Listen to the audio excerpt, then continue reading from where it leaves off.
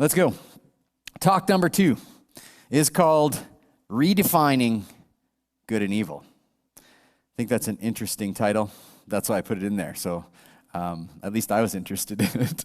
But we're going to pursue that. Like, what does that mean? Can you actually redefine good and evil? But first, just a reminder, this is what this series, Relationships That Honor God, is all about, in case you missed 2 weeks ago when we started it. Our first talk is called God's Good Design. You can get that on our YouTube channel. So here's kind of the purpose. To explore God's design and purposes for sex and relationship. And we really delved into that one deeply in the first talk. To answer some tough questions about why it is difficult to live within God's design and what opposition we are facing. A little bit of that today, but way more next week.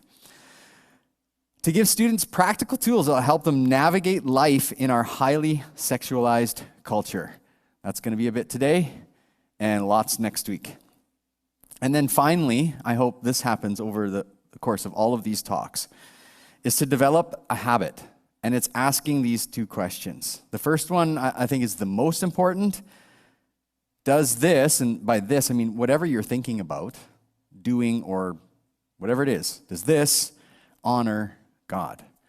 And so when you're thinking about dating, when you're thinking about relationships, really in any aspect of life, we need to train our minds to start thinking this way.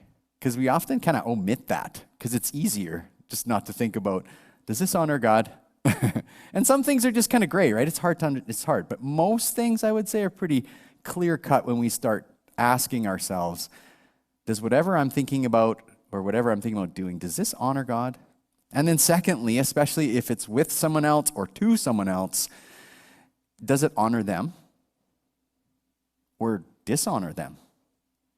Am I elevating myself and honoring myself, and in so doing dishonoring this other person or treating them poorly, which is dishonoring them?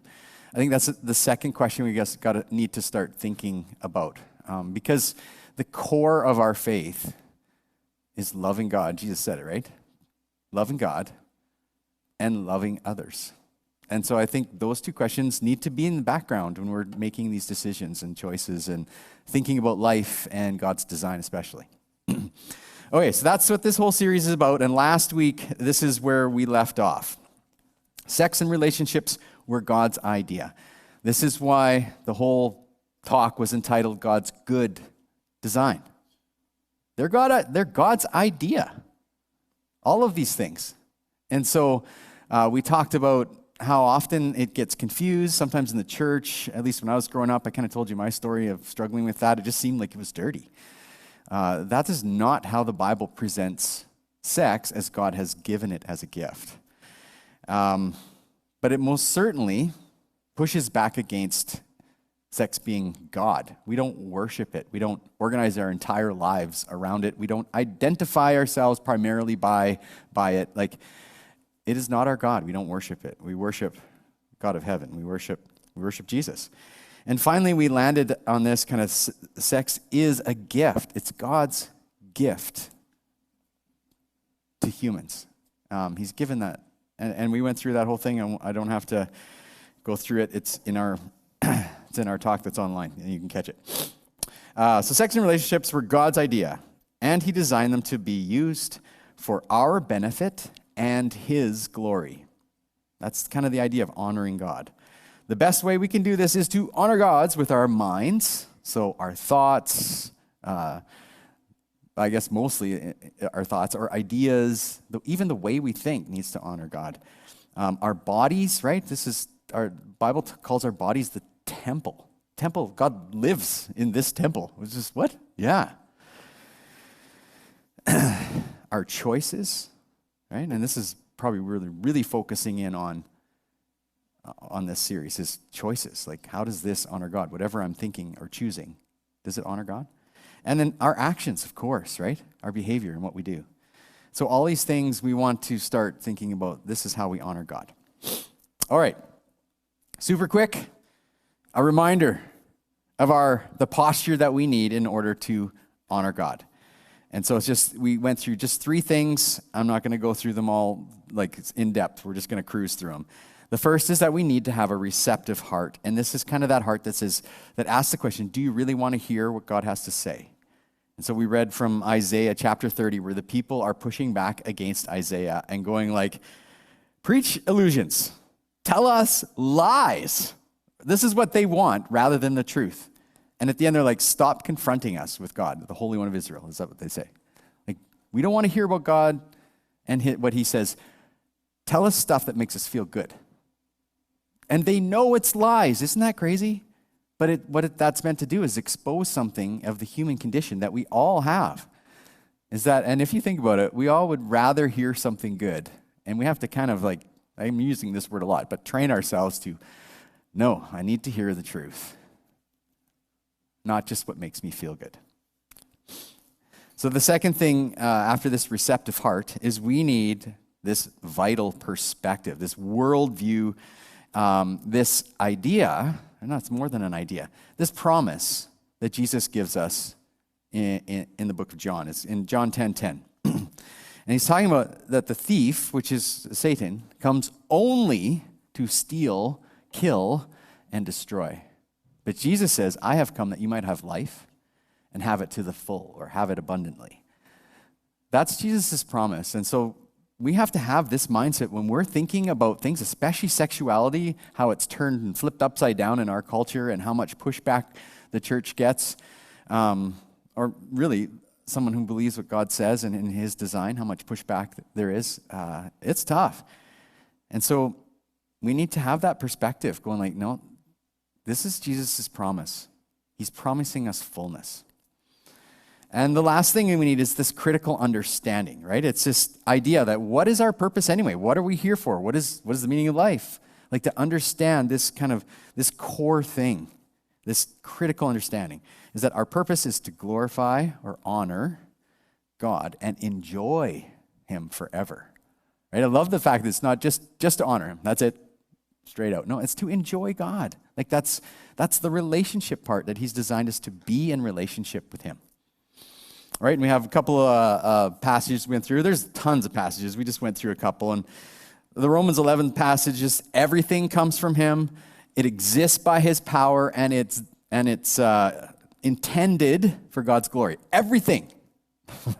That covers everything. And 1 Corinthians, where it says, whatever you do it all for the glory of God. Like, it doesn't matter what you do. Do it for God's glory. That's where this idea springs from. How can I honor God with my life? This question. How do I do that? Well, that's what he's telling us. Whatever you do it for God's glory. Do it to honor God. All right, let's get into today's talk, which is entitled, anyone? Redefining good and evil. So here's where I want to go with this. So in chapter 3 of Genesis, which is the first book of the Bible, like everything just smashes. So we have these first 2 chapters that are just awesome. Everything's good. God creates humans, and then he goes like, that's very good. We talked about that last week, and just this what God did, and it was so amazing. And the first two chapters of the Bible are just so good. Everything's positive, wonderful. And then there's chapter 3. And we're just going to read the first 7 verses. And so what's in this passage is there's a serpent, and I need to understand that throughout the Bible, Satan is seen as a reptile or a dragon or a snake. Like these are lots of the metaphors that are used for Satan. Whether this is a literal snake or a metaphor, it doesn't really matter. What matters is this is what is written in God's word.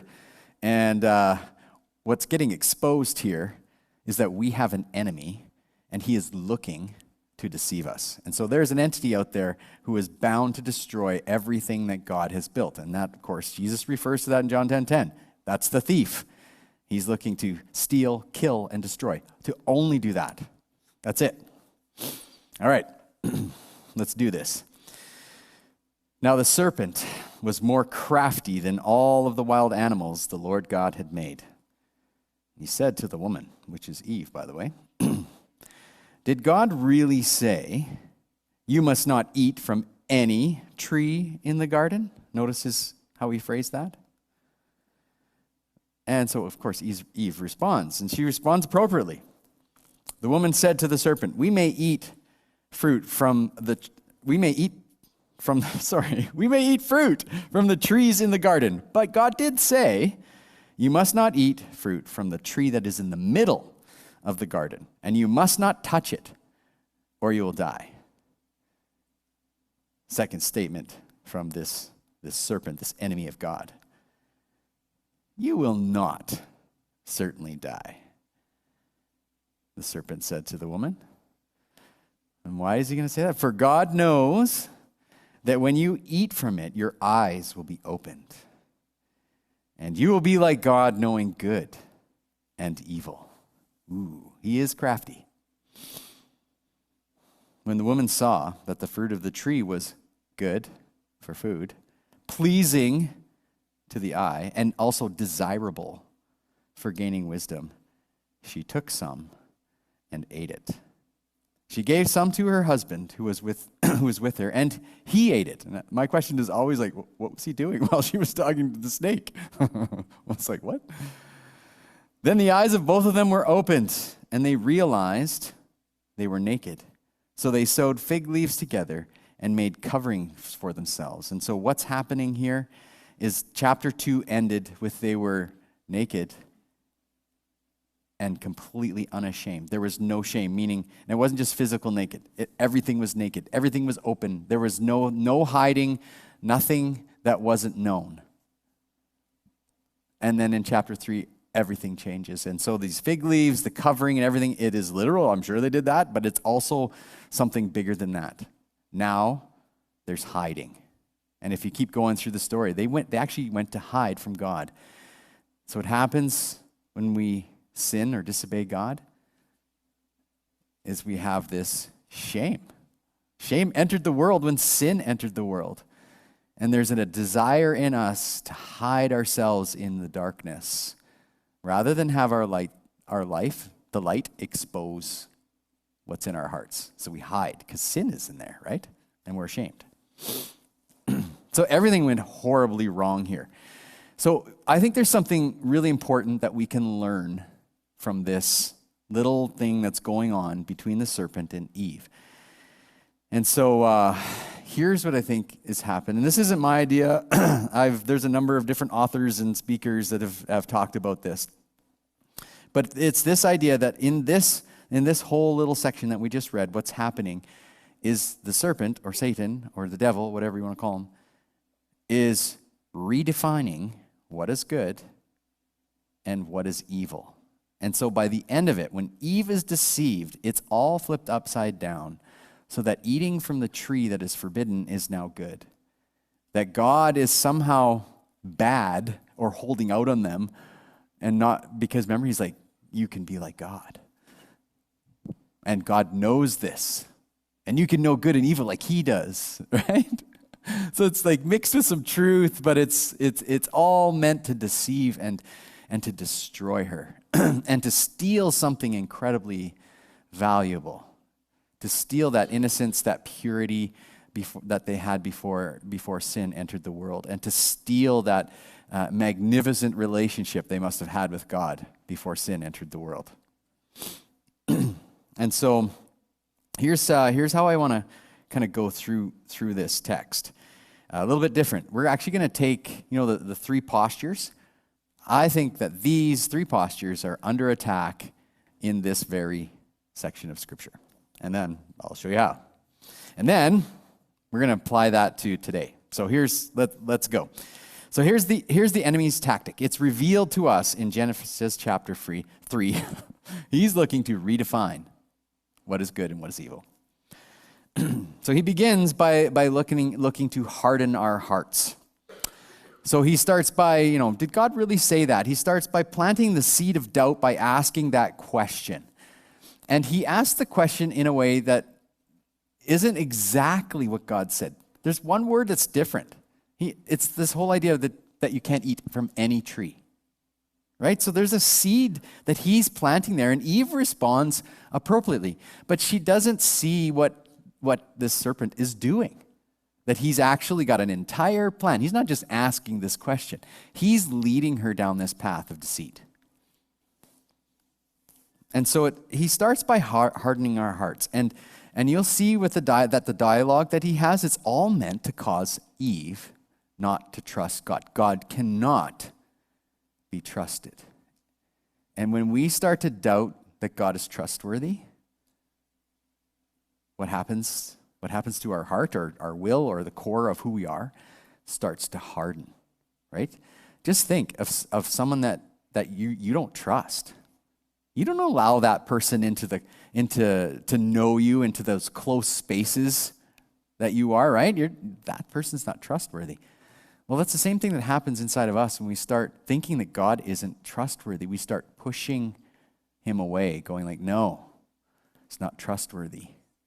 And we may not even know that we're doing it because this is how good of a deceiver the enemy is. And so he wants to harden our heart, and he casts doubt about God's reliability. He's not reliable. His word isn't true. He's actually lying. Did you get this? To notice the redefining of what is true and what is a lie? That's what he's doing. He is trying to cast this shadow on God. The Bible says in him there is no darkness. He is light, and in him there is no darkness. And the serpent here, his goal is to cast shadow or darkness on God's character so he can't be trusted. He lied. You see what he's doing here? It's brutal. I hate it. And he does it to us all the time. Like this, I think this is in Scripture, not just to show us what happened or to tell us what happened historically, but to show us his pattern and what he does to us on a continual basis, like every day, on a continual basis. This is how he works. These are his tactics. God can't be trusted. His word, his character.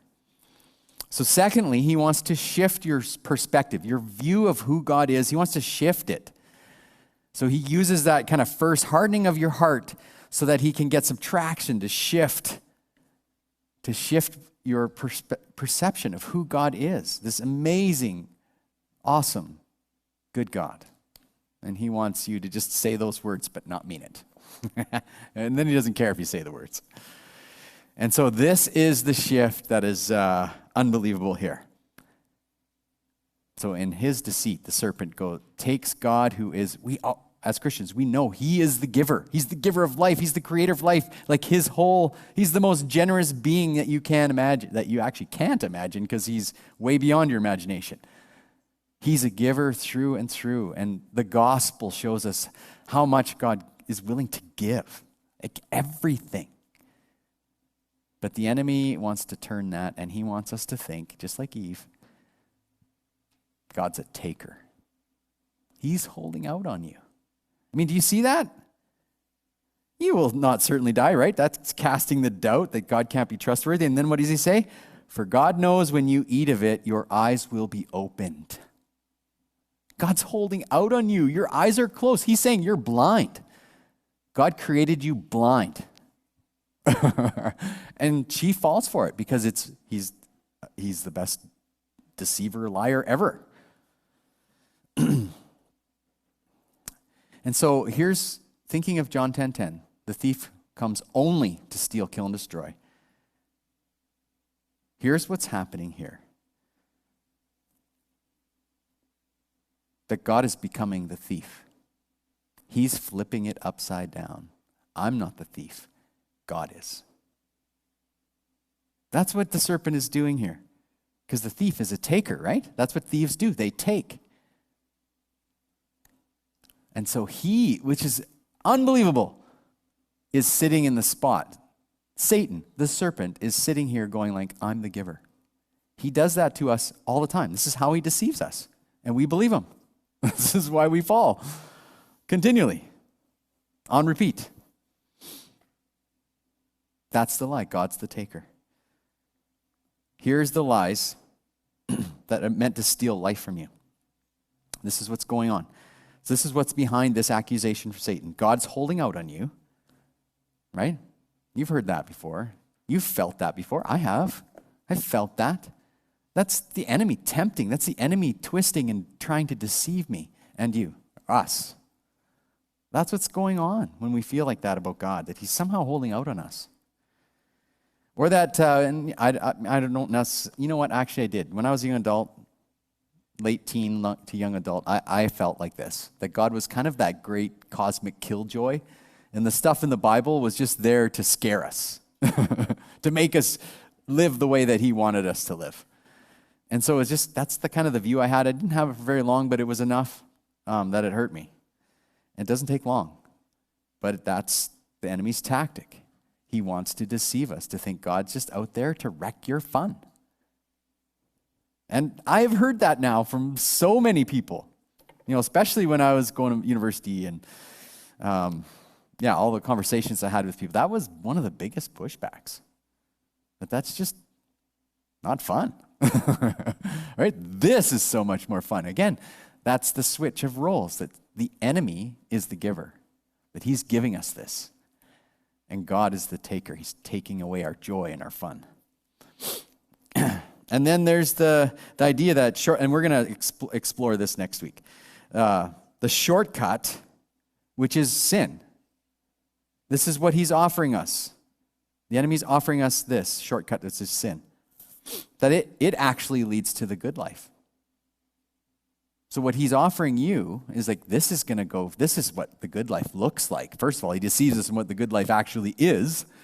And then he offers us, this is how you get it. And then this lie as well. You will only be happy if your desires are met. And we talked about that last week. It's such a big and powerful lie. If I get what I want, I'll be happy. It's a lie.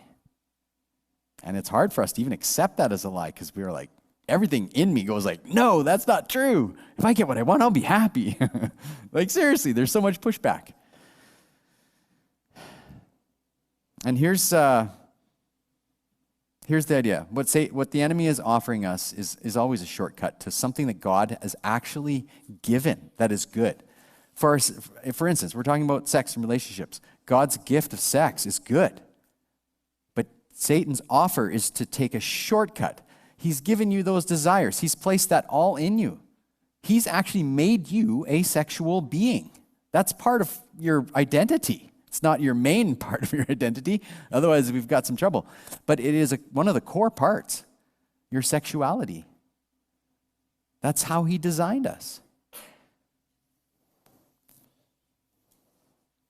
And so the bait or the offer from our enemy, just like in the garden here with Eve, it's a shortcut to something that God has already given. No. Shortcut. Meet your desires and you'll be happy. The problem is that shortcut can never, ever, it will always fall short. It can never deliver on the promises that it makes, that it will give you happiness. Never. It doesn't. It gives you a maybe some good feelings, but they're short-lived. And then they're gone and they're replaced by emptiness. And sometimes the emptiness is just awful. And it's deep. And it's full of despair. That's what comes from the shortcuts. But we have a hard time with that. All right. The last thing. So we have the shift of perspective, number 2. And then number 3 is he wants to dull your understanding. Right? And this is all part of a whole process. Like once he's got her where he's shifted God to the taker instead of and him the giver, well, then now he can pretty much say anything he wants, right? So when Eve looks at the tree, it doesn't describe how she looked at it before, but they must have seen it. It's right in the middle of the garden, so they have to walk past it. But look what she says. When the woman saw that the fruit of the tree was good for food. So now she's like, this is good. God said, it's not that the fruit was bad, but to eat it was something he's like, don't do this. This is the one thing. You have all of these trees, right? You have all of this fruit, all of this garden, all of whatever else they had to eat. Just this one thing. But she looked at it with a different perspective, and her understanding had been dulled. And so now it looks good. It's pleasing to the eye and desirable. She's looking at sin full on, and that's what it looks like. This is how deceit works, you guys. We start looking at sin as though it's good, that it's pleasing, and that it actually will be desirable for wisdom, for gaining knowledge and experience. Like I've heard that so much, especially around sexual stuff. Because I went to secular college, right, university, and I was in a science degree, so I had lots of discussions with people, and they all thought I was nuts, crazy. In fact, lots of them didn't even believe me. It's like, yeah, you don't really believe that. No one actually believes that. That was part of the discussions I had with people. It was nuts. I was like, what is going on? But this is how deep this deceit is. And so he dulls our understanding, and it's like, why would you honor God when you can honor yourself? When you can become like God? That was the lie, right? You could be like him. That is a good lie. And so we need to understand that we're all susceptible to this trap of honoring ourselves over God. This is one of the core things that we stumble on all the time. Honor yourself rather than God. Give in to your desires and the things that are inside of you rather than trust God, rather than have this perspective that, no, God is going to get, God's offer is real life, not this. And then our understanding just dulled. And we fall into it. And so what happens here is the serpent has shifted Eve's purpose. Eve's purpose at the point of eating the fruit was actually touching the fruit, because God said, don't even touch it. That was the point where her focus shifted, her purpose shifted from honoring God to honoring herself. And if you see the fallout, like immediately when sin enters the world, Eve blames, or God confronts Adam. She's like, what? Yeah, he ate the fruit too. God confronts Adam. What does Adam do? She made me do it. The very first thing that happens is, well, besides hiding from God, the second thing is blaming someone else. And what does Eve do? Well, she's like, what? No, the devil made me do it. Right? She's the first one that used that. The devil made me do it.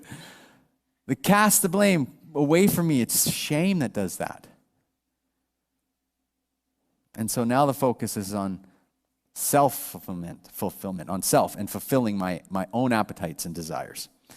So that's the shift. Okay, so here's where I want to take this for the last few minutes. I'm going to read from Romans chapter 1, and I want to take these three things and just super quickly, just some things that are going on all around us. So if it's been a nice story up until now, now it's time to kind of bring it in and pay attention to what's going on, because this is what's happening in our culture. This is what's happening in your schools. This is what's happening all around us right now. So we're gonna read another passage here, Romans chapter 1, starting verse 18. But God shows his anger from heaven against all sinful, wicked people who suppress the truth by their wickedness. Interesting statement. How do they suppress the truth? By their wickedness. They know the truth about God. He explains it right away. We don't have to keep guessing. They know the truth about God because he made it obvious to them. For ever since the world was created, people have seen the earth and sky. Through everything God has made, they can clearly see his invisible qualities, his eternal power and divine nature. So they have no excuse for not knowing God. Yes, they knew God, but they wouldn't worship him as God or even give thanks. Now you'll notice there's some highlighted things. The red, looks like orange up there, but it's supposed to be red. The red is what they're doing, and the green is either what God is doing or the result of their actions and ways of thinking. Yes, they knew God, but they didn't worship him as God or even give him thanks. And they began to think up foolish ideas of what God was like. As a result, their minds became dark and confused. Claiming to be wise, they instead became utter fools. And instead of worshiping the glorious, ever-living God, they worshiped idols made to look like mere people and birds and animals and reptiles. Now, these idols, in like kind of cultural equivalent, is not like statues in our culture. They represent things that we chase after, things that we give our life to. This is things that we do to give in to the appetites that we have that we know we shouldn't. And so that's what's going on. That's the kind of the cultural equivalent. So what happens? This is the scariest verse, I think, maybe in the entire Bible. And so this is one of the reasons I wanted you guys to pay attention. This is what happens. When you reject God, you don't give him thanks. You push his design away. So God abandoned them. You guys catch that? God abandoned them to do whatever shameful things their heart desired. As a result, they did vile and degrading things with each other's bodies. They traded the truth about God for a lie. Oh, hold on a second. Didn't we just read that? Right? Isn't that exactly what Eve just did? She traded the truth of God for a lie. So what happened? They worshiped and served the things God created. They worshiped his gifts, the awesome things that God has done and created and made for us, instead of God himself, right? So they worshiped and served the things God created instead of the Creator himself, who is worthy of eternal praise. Amen. It keeps going. The passage doesn't end there. It keeps going. It gets worse and worse. Like, it's just, God's like going like, be careful. I kind of highlighted verse 24 for a reason. So God abandoned them. It was one of the verses as I was a teenager and into my young adult years that always kept me thinking about who God is. Because I did not want to go down the path of what this passage talks about. This is awful. I can't imagine God in other, okay, so this is in the NLT, in other translations that God gave them over to a debased mind, or God gave them over to their own sin. I'm like, what? God will do that? Give them over to their own sin so that sin reigns in their life and takes over. It's awful. I'm like, God, I don't want that ever to happen. It was one of those things that even though I wasn't living for God, it was always in the back of my mind. And so when God did confront me on the way I was living my life, I was about 20, I gotta remember, was it 23? Somewhere in there, maybe 20, 25, yeah, somewhere in there. That verse was in the back of my mind. And so I responded because I'm like, I don't want to walk that path. I don't want to walk my own path and just reject God and his ways, because this is where it takes us. And that passage is, I think it's one of those really important passages, not to scare us, but just to actually go, this is reality. When you reject God, when you invite darkness into your life and pretend that it's light, this is trouble. This is what this is talking about. Rejecting God automatically pushes the light out of you and brings in darkness. You invite darkness in when you push against God and go like, I don't like this. I'm not going to do it. You invite darkness into your life. You're actually succumbing to that deceit. And you somehow God has become the taker already when you push him away like that. When you push the light out, you've already started to agree that God's the taker. And the crazy thing is that to agree that God is the taker automatically means that his enemy is the giver. Because that's the whole flip.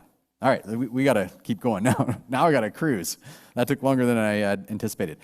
Okay, so this first idea, redefining good and evil today. God cannot be trusted. The world around us is continually redefining good and evil. And this is one of the questions in your small group, so you can take off on this. So I just did 3 things here. I started with sex.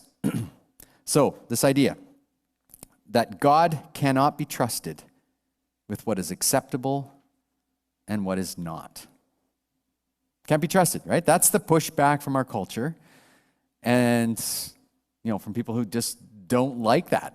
They're like, no, I want to pursue these things. They want to pursue the shortcuts.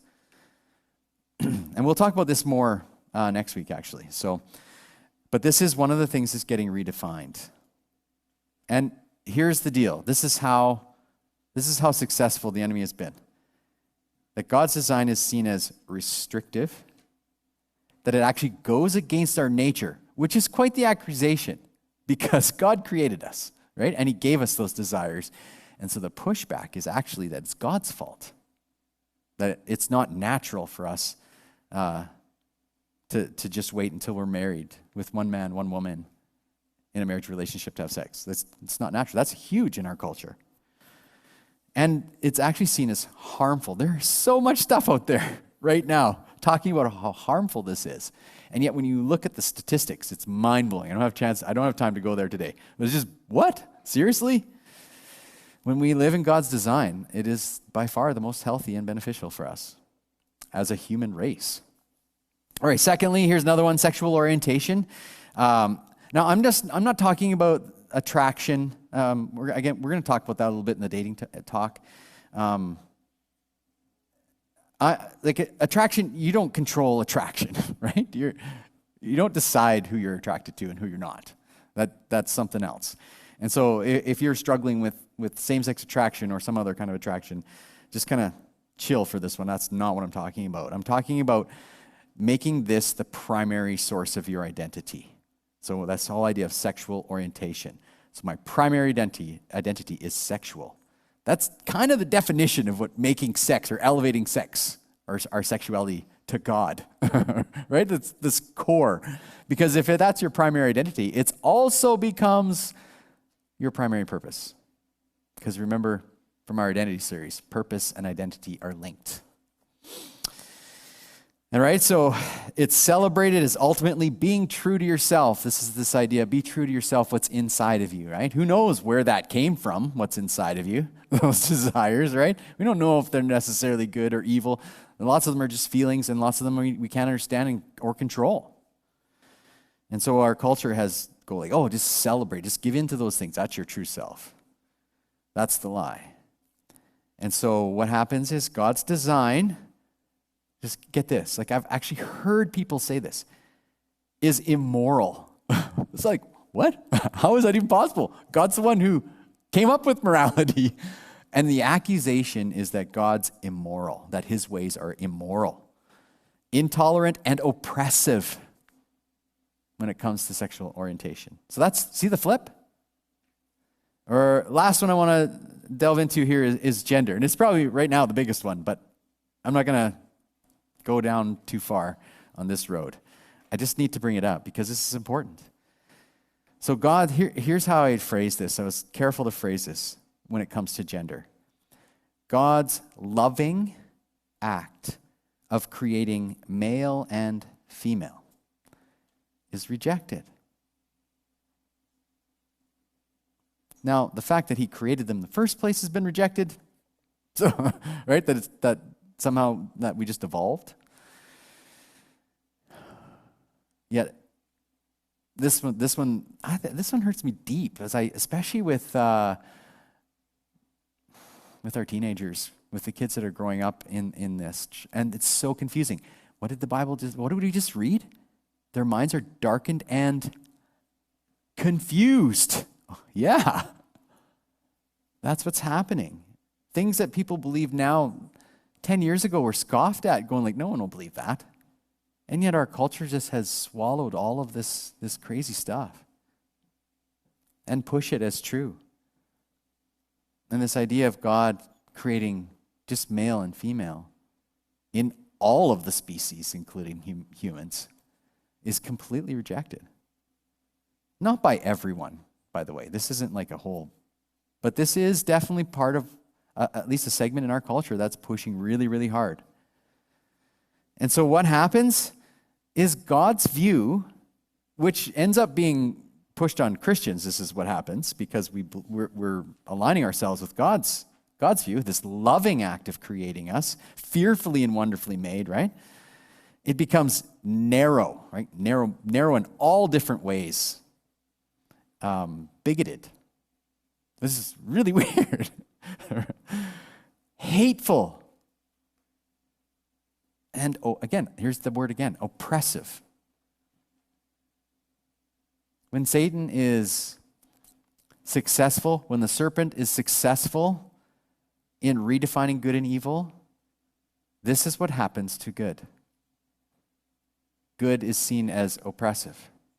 Good is seen as hateful. All the things that are actually bad, right? This is, and we need to understand that, we're going to talk about temptation next week, but we need to understand how good of a deceiver. I mean, Jesus calls him like the father of lies. He doesn't ever say a true statement unless he's trying to deceive you. Never. There's no truth in him. Just like there is no darkness in God. There is no light in Satan. He is utter darkness. He is pure shadow. There's nothing good, nothing light. There's no light in him. It's all deceit.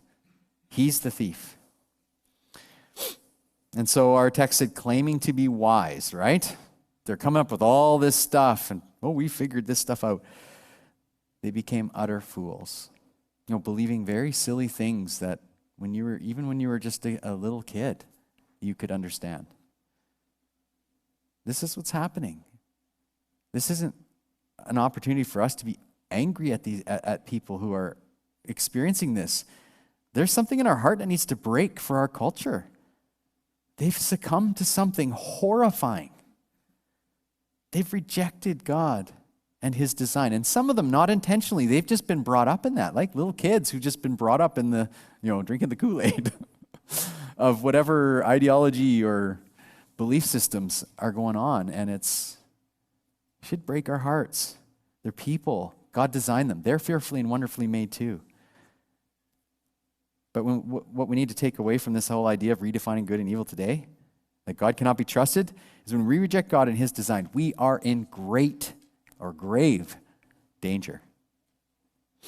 All right, secondly, in our culture, God is seen as a taker. He is, for sure. Just look at the movies and Hollywood's depiction of God, or how your friends view God, or coworkers, or whoever. God's a taker to them. He is not a giver. This is how the enemy works. He flips it upside down. The enemy's the giver. He'll give you everything you want. And you'll be happy, which of course is a lie. You won't be. You'll be empty. God's a taker. So the world around us rejects God and his design as they view God as the thief, which is crazy. He's the thief, right? Trying to rob them of happiness and fulfillment in life. That God is actually seen as the one who's trying to take away the good life that they have determined is good. There again, it's the flip, right? They've already been deceived in what is the good life is. Because it most certainly doesn't look like the good life described by God in the Bible. So God's design is often at odds with and it's not just out there, that's why I made this statement, it's also inside of us. God's design is often at odds with our desires, because our desires are out of order, lots, and our appetites. You guys know what appetites are, right? If you have, appetite isn't just hunger for food. You can have, we're talking about sex, you can have an appetite for that too, big time. Because it's just talking about those desires inside of us. That's those appetites. And so what happens is it causes suspicion. This is the masterful job Satan's done in our culture. That people are suspicious of God instead of him, right? Lots of people don't even think he exists. And Satan doesn't care either way.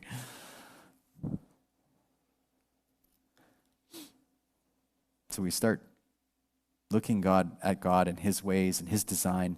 We read it, that doesn't make sense. That can't be. And we've succumbed to this idea that God's a taker, not a giver, that his offer and his design is meant for human flourishing in general, but it's meant to benefit us. And it's good, ultimately good. Capital G-O-D, good. G-O-O-D, good. Sorry. So God's warning about sin. So how does this justified to live the way we want and do the things we want? God's warnings about sin are interpreted as his attempt to oppress us. And I've heard this lots. You hear this in our culture. It's everywhere. God is holding out on us. He's trying to stop us. Because again, he's the taker. That's the lie. But Scripture is clear. It is so clear. And as a Christian, the core of what we believe is that God is a giver, that he gave his only son, right? That he gave us himself. He gave us the greatest gift possible in Jesus. See, we're the takers. It's not just the enemy who's a taker. It's not just him who's a thief. We're the takers too. That's why we fall for it. And it's hard. And all of us, we can be givers and takers. I'm not just saying we're just horribly all takers, but we are. I am saying that. I'm not saying that. You understand what I mean? Like we do, but it doesn't mean we're not givers, especially when Jesus changes us. But there still is that desire to take in us. So, but God's design here, this is what's happening. God's design is meant to give us real life and is entirely good and for our benefit. The last one is to honor yourself. So I'm just going to, I go through this one fast because we talked a little bit about it last week. The world has rejected the idea that honoring God is the pathway to fulfilling life. Why? Because they fell into all these lies. Follow your heart. That's where your happiness and fulfillment will be, right? Be true to yourself. That's where happiness and fulfillment will be. Live your truth. That's being authentic and where your happiness and fulfillment will be. It's all these lies. All our attempts to honor or elevate the self and to disregard honoring God. What did our passage say? They knew God, but wouldn't worship him as God or give him thanks. As a result, their minds became dark and confused. We're taught to worship ourselves, to elevate the self, to elevate our desires. But here's what Jesus says. Jesus doesn't say elevate your desires. He says, deny yourself, pick up your cross, and follow me. We find this in the Gospels. It's in numerous Gospels, but I'm just going to hit one in Matthew. And this is one of the reasons why it's so hard for us to believe. Because this idea of giving up, do you see where I come with the taker in us? We don't want to give up. Let's go. Matthew 16. If any of you wants to be my follower, you must give up your own way. Take up your cross and follow me. If you try to hang on to your life, which is what most of us do, and all of us I shouldn't say most of us, we all do this at some point. If you try to hang on to your life, you will lose it. Jesus didn't say maybe lose it, probably lose it. He said you will. If you try to go your own way, that's what he's talking about there. Hang on to your own life instead of God's way, instead of giving your life to him.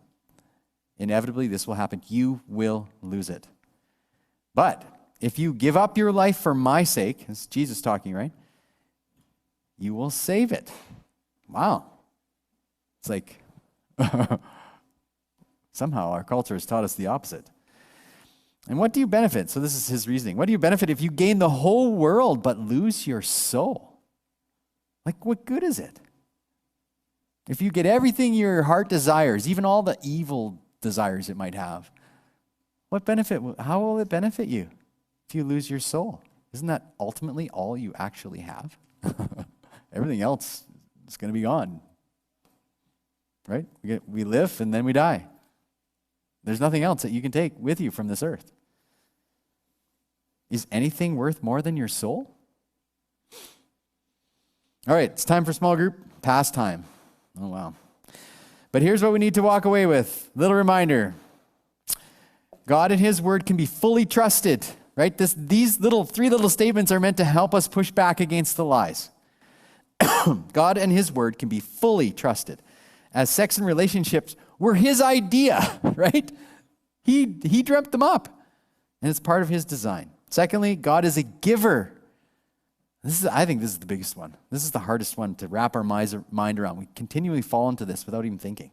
God is a giver, not a taker, right? He's the giver, not the taker. And we can fully trust that he's not holding out on us. And finally, embracing God's definition of good and evil, what God says is good and evil, embracing that is the only path to receiving Jesus' promise of fullness of life. It's the only way. You can't define good and evil for yourself and expect to have a full life. You won't. You are inviting darkness in. That's also an accusation that God doesn't know what he's talking about. I do, though.